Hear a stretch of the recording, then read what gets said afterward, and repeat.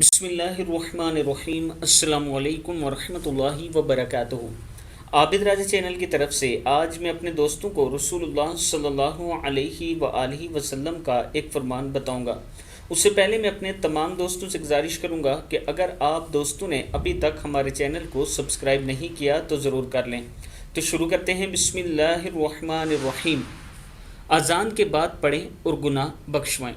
حضرت سعد بن ابی وقاص رضی اللہ تعالیٰ عنہ فرماتے ہیں کہ رسول اللہ صلی اللہ علیہ وآلہ وسلم نے ارشاد فرمایا، جس نے مؤذن کی اذان سن کر یہ کلمات کہے اس کے گناہ معاف کر دیے جائیں گے۔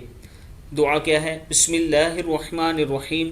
اشہد ان لا الہ الا اللہ وحدہ لا شریک لہ واشہد ان محمدا عبدہ ورسولہ رضیت باللہ ربا وبمحمد رسولا وبالاسلام دینا۔ صدق اللہ العظیم۔ صحیح مسلم کی حدیث ہے۔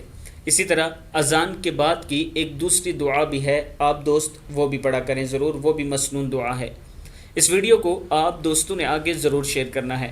اور ایک بیوہ عورت کا میں گھر بنا رہا ہوں، آپ دوست اس میں تھوڑی تھوڑی ہیلپ کریں تاکہ وہ جلدی سے کمپلیٹ ہو جائے۔